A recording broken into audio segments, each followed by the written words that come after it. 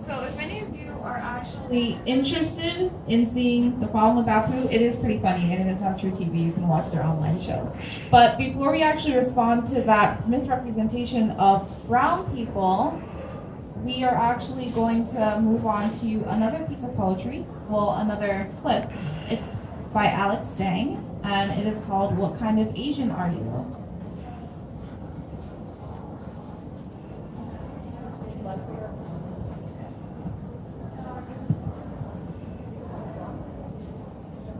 So he said to me, "What kind of Asian are you?"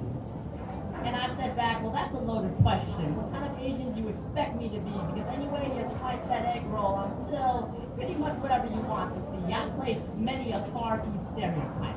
Awkward math genius, cold and calculated, kung fu expert, assistant to Dr. Jones, you crazy. You want me to drive? How so? I can give you Tokyo Drift, Jeremy Lin, Mario Kart, Tiger Woods, and blink your left arm for about half a mile. I am the foremost expert on all things Asian. The Meiji era and the band of the samurai, done. Confucianism versus Taoism, I'll give it to you with no slant. What's the difference between Asian stereotype 1 and 2? Well, let me tell you anything you want to know about my culture. Let me tell you, in a Mulan-esque soliloquy of me staring in the mirror asking, who is that girl that I see? Let me tell you about Jackie Chan and Bruce Lee and how they're related by blood to me. Let me tell you about being so marginalized, it's to the point of I really can't believe that's Asian. Let me tell you about derogatory terms and origins of words such as chink and gook. Let me tell you about the struggle of Asian parents not knowing the language, so we ate pet food because it was cheaper. Let me tell you about the job of interpreter.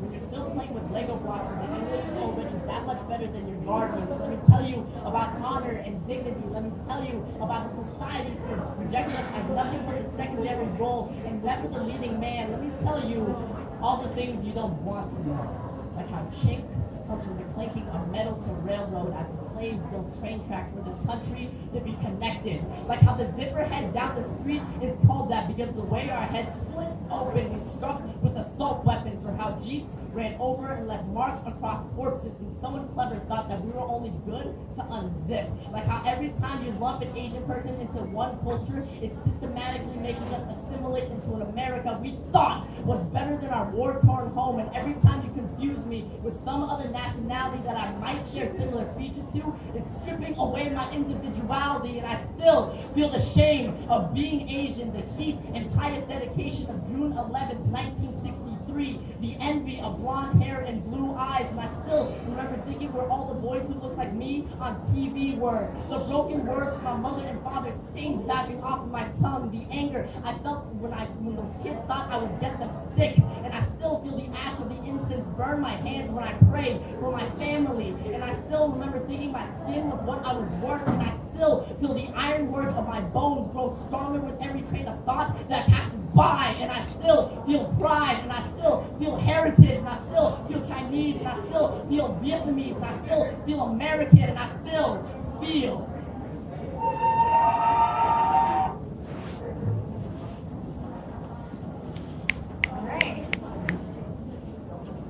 So, that was actually some very strong poetry, and from Hari Kondabolu, that was actually some very strong feelings against Apu.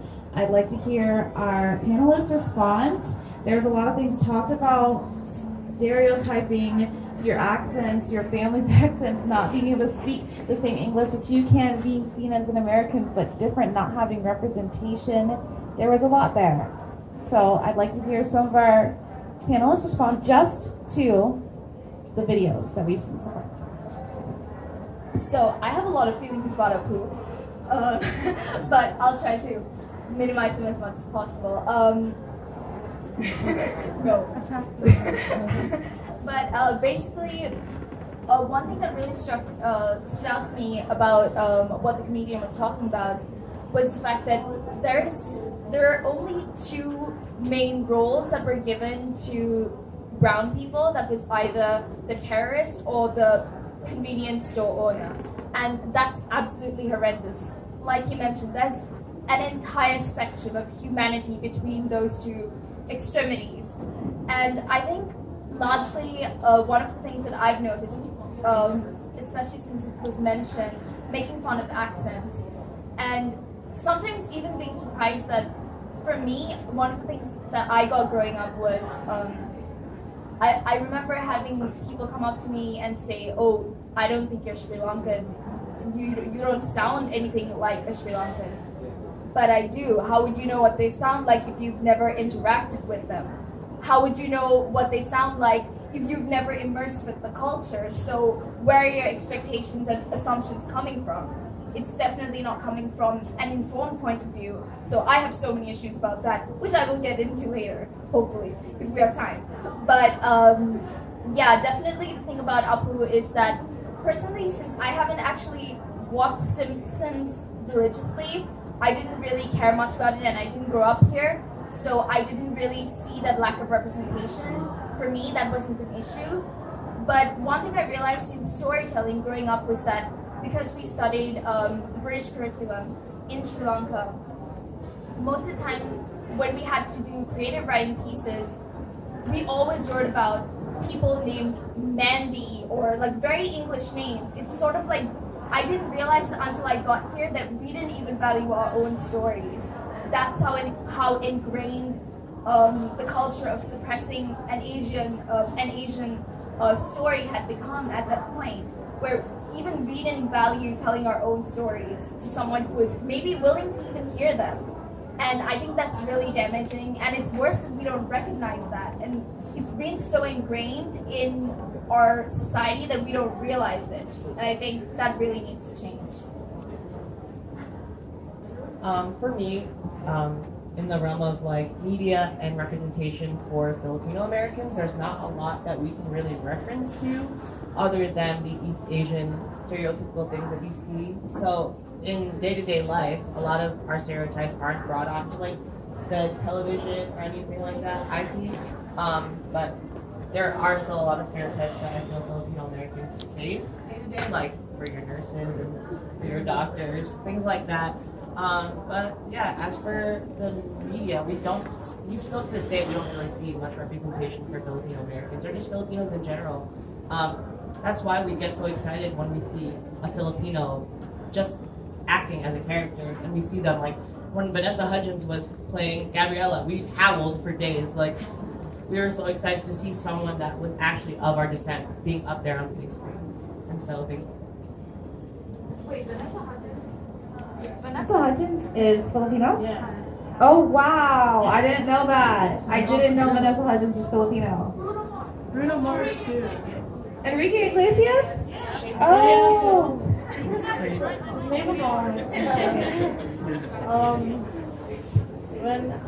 So I grew up in the Philippines, and like because of colonization by like the Spanish in America, we like have colonial mentality.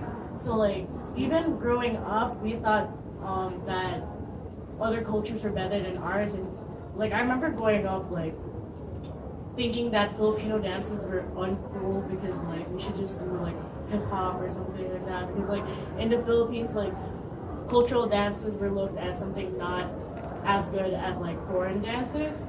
And like just watching this and like hearing that even here like there's like not a lot of representation, even my own country there's not a lot of representation, so it's just very hard for like especially like Filipinos and Filipino Americans to find that one person to like really look up to.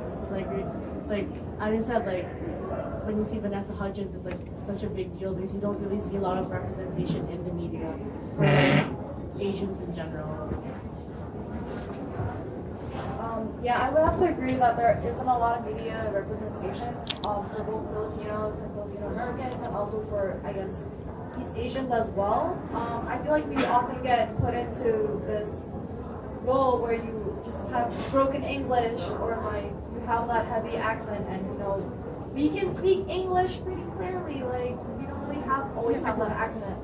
And I think there was also that issue where I think people wanted to direct a film where an Asian person was, you know, the main character, but they would cast a white actress to play. You know, there are like Asian actresses out there, and it's despicable for you to be able to substitute a white person for a role that they're not really, I guess, fit for. Yeah, I do agree that there's an issue with media representation, and I guess as when I was growing up, I had a lot of difficulty facing my, I guess, Chinese heritage. I would feel really embarrassed when I got a phone call from my mom who didn't speak English, and I would have to speak Chinese to her. But in public, it feels strange, like I'm attracting everybody's stares. People are judging me, and sometimes I do get comments after I end the phone call of like, "Oh, like where are you from?" No, where are you really from? And like, I was born in New York, guys. Like, get it in your heads. I'm American too. Yeah, there are definitely still issues, I think, with media representation and whitewashing, and there's a lot more discussion that we've been having recently in the last decade or so on that. In Hawaii, one of the experiences that didn't impact me personally, but impact a lot of people, is a lot of movies will cast in Hawaii for people who look Southeast Asian or vaguely Asian, like the casting calls are very vague on that.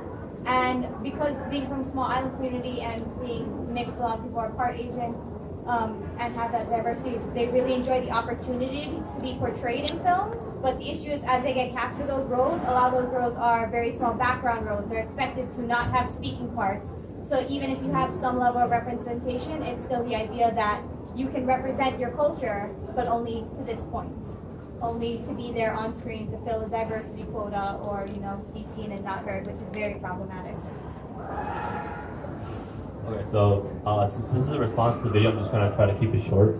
Honestly, after watching those two videos, one with Apu and one with the poetry. Yeah, and Alex Sang. Yeah, Alex Sang. Honestly, I thought it was another episode from like Harold and Kumar.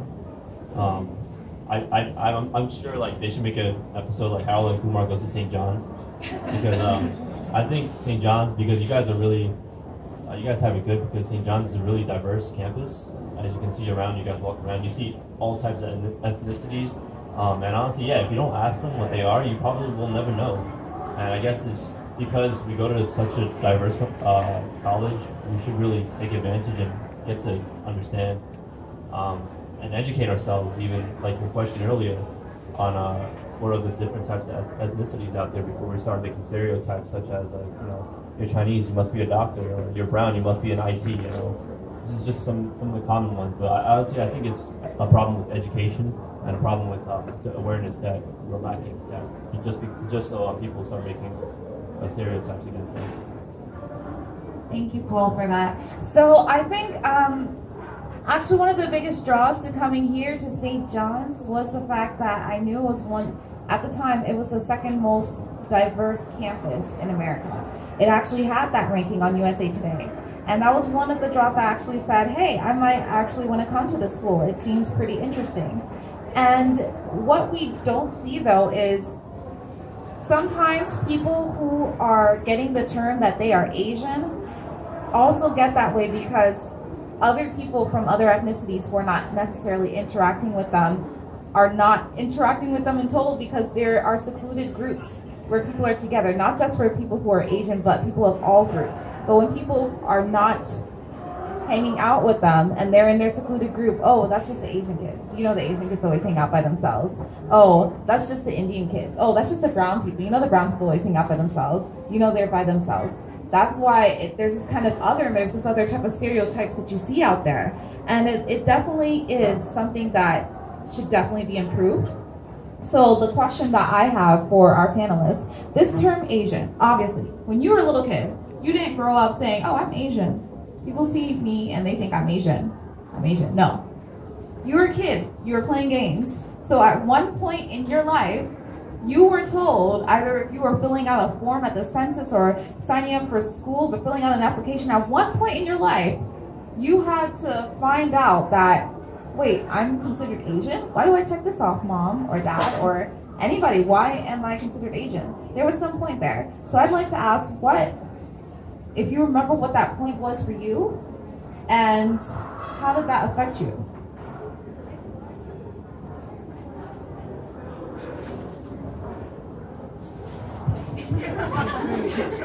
Real solid, guys.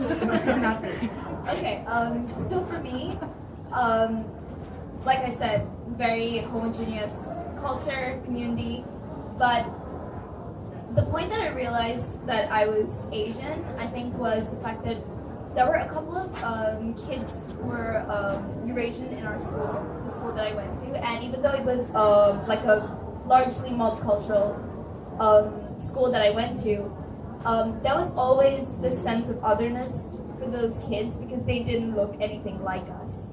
And there was always a sense of favoritism, which I think it's sort of it is part of the colonial mentality, largely, because there's still, even with, nearly 60 or 70 years since colonialism, at least the end of the British era of colonialism, that people who are under the British, typically, I think they feel that, oh, we're not as superior as them. So there was definitely that sense of otherness, and I think that's one of the first points in my life when I realized, oh, I'm Asian. There are certain disadvantages to being the way that I am. I don't think of it that way anymore because I really used to hate being Asian, even though I grew up in Asia. It's really odd. And I think one of the main reasons why I wanted to move to America was like, oh, I don't want to be stuck with my own people. But now that I've been here for a couple of years now, like, I actually really appreciate my culture a lot more. So that was a surprise, but a good surprise, yeah. For me, I personally think that for my experience growing up, Filipino culture to an extent was like really strong at home, like the food and respecting your elders.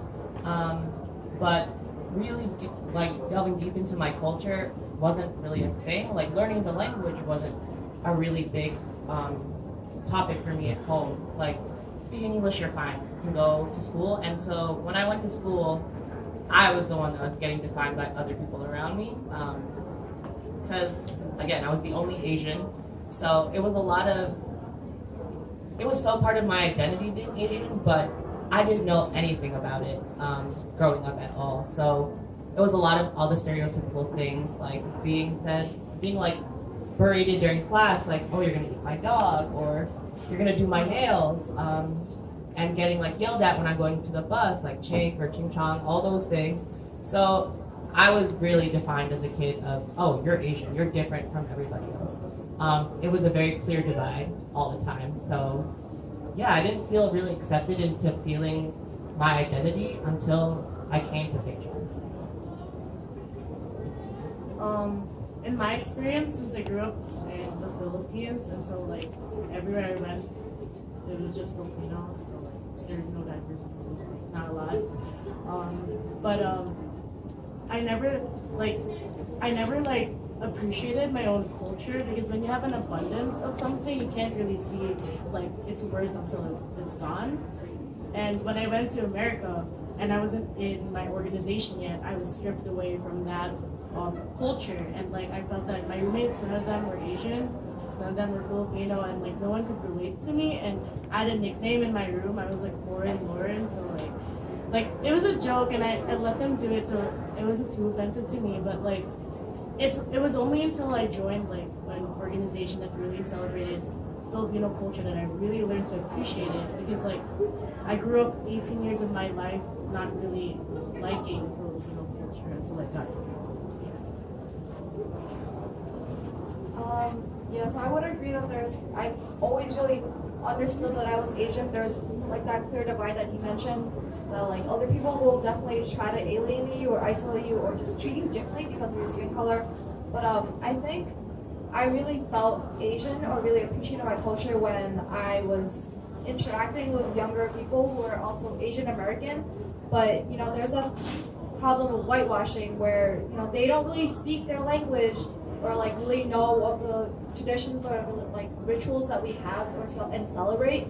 And I think that's when I meet people like that, and like I feel a little saddened by the fact that they don't know a lot about their own culture and they're not curious about it because they were born and raised there. And that's when I really felt like I'm Asian. Like, wow, like I actually know a lot more about my culture, and I celebrate a lot of the traditions that we have that you actually aren't aware of. And I've met people like that throughout, my 20-something years, and I've always tried to like incorporate them into my life as well. Try to teach them like, hey, we do this on this certain day for this holiday, this ritual. We have these tools. Like, have you tried them? Do you want to come over to my place and spend Chinese New Year with us to experience what actually feels like? And I feel like that's my experience with feeling Asian, I guess. Growing up in Hawaii, there's a lot of Asian representation in day-to-day life. So it's very common in public schools. It's not uncommon to celebrate Chinese New Year with the elementary school class, or to celebrate Girls' Day or Boys' Day in Japanese tradition. And so a lot of students had that familiarity to begin with. But for me personally, a lot of something that really impacted my identity growing up in terms of being Asian was having to prove that I was Asian. And I would get that a lot. Like, if I would share that I'm Chinese and Filipino, I would always this question, but are you really Filipino? And there's this expectation to prove it. And so if you don't have language skills, or you're not prepared to, say what cultural dishes you like or what you can cook or whatnot, there's an expectation of, not meeting a certain bar for authenticity, which can be, very problematic, especially at a young age. A lot of children don't realize how ingrained that mentality is in elementary and middle school, especially when it's such an important developmental period for coming to understand personal identity and cultural heritage. So the question she asked, when was the first time you realized you were Asian? So the first time I guess I really realized, or not really realized, but associated myself as being Asian was, when you were elementary school and you get a textbook and there's a picture in the front, the cover, there's a bunch of different colored people on it, and then I'm like, which one do I look like? I look like this guy. So then I'm watching movies and then I see an Asian guy. I'm like, hey, that kind of closely looks like me. So and then I look at the mirror. I'm like, okay. So I guess and then of course my parents had to explain to me that I'm Asian. I really didn't have a choice, but they told me that when you check off my background and where I descend from, that's who I am as a person. And because I am a first generation American-born Chinese, and we are considered minorities in America. But a lot of other cultures, a lot of other immigrants that came here are also considered minorities. But if you add all the minorities together, one day they're going to become the majority. But I think one thing that's lacking is education. I always go back to education and exposure, like you said earlier in your response. Education and exposure are important because we respect what we know more.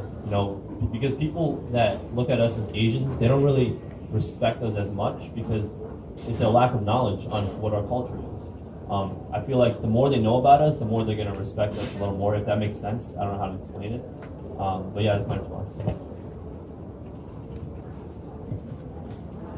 Thank you to our panelists for responding to that. I have a question for our audience, and this is going to be a little bit of a shocking question. What am I? What am I? Can anybody tell me? What am I? What do I look like? What's your last name? Ulcena. Ulcena. What am I? No. What would I be considered in America? Black. Black? African American? How do you think that gets tagged to me so quickly? Skin color. Skin color. Is it skin color? Because I definitely remember, what did you say? My hair? My nose and my hair? I think that it's the same thing sometimes for Asian people because they do associate being Asian with having dark hair or having lighter skin color, and then they'll tell you that, or if you're South Asian, with having a brown skin tone. And I think that is actually incorrect because I'm mixed, by the way. I am. And a lot of Asian people have their own special background. Even if they are considered firstborn, they are actually mixed within their own indigenous cultures in there, not just cultures but ethnicities. There are different ethnicities of Han Chinese, or if you are in Sri Lanka, there are the Tamils and then other groups there. There are other groups that we don't actually know about, but because we're in America, we kind of just generalize it and just say that we are this thing or another thing. but that doesn't always fit. So from my point of view, I do consider myself black, and we're actually going to get into that question with the next video that we watch, based off of the model minority in Asia and how they're represented in America.